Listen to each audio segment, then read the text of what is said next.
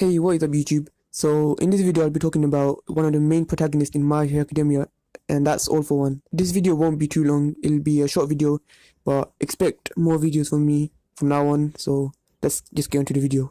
When the first appearance of All For One is shown to us, he's seen to us as a character that has scar tissue covering his face from the upper lip down to the back of his neck. Later on, when he leaves his secret hideout, he's shown wearing a Darth Vader-like helmet with the top looking like a skull and the bottom mainly covered with pipes to help him breathe. But during the scenes of when he's shown, he's always wearing a suit, and that design choice by Koei Harukoshi suits his character, as he is a criminal mastermind and mafia leaders are usually depicted wearing suits. Not much is known about his personality due to his very short appearances, but he's told to us, the readers, that he is the type of person that manipulates individuals as he breaks them, steals from them, takes advantage and manipulates them.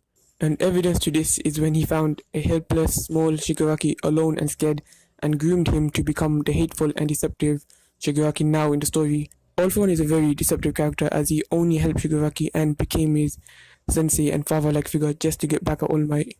But I find it hard to believe that All For One has absolutely no care for no one. In my perspective, he's a similar character like Obito, that is trying to make his ideals a reality and is so narrow-minded and egotistical that he would trample over his own family. Evidence to this is when he used to abuse his brother for standing against him and even forcefully gave him a quirk, not knowing he already had a quirk, which is a transfer quirk.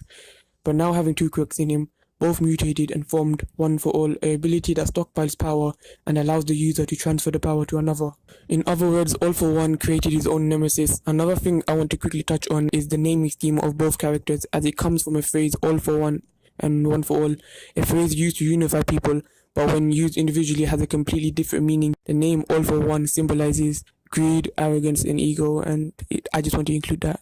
But moving on to powers and abilities, his quirk allows him to steal and absorb other quirks from users. All For One is shown not really wanting to take other people's quirks, but just can't stop the urge of taking a useful quirk so that he could use it later. But with such a devastating power, it obviously means he can do devastating things, like combining all those powers together, like when he used his spring-like limbs for connected boosters, free strength enhancers, and multiplier hypertrophy, reverse airwalk, spare-like bones, move. Wow, that was a mouthful, but his powers sound really dope.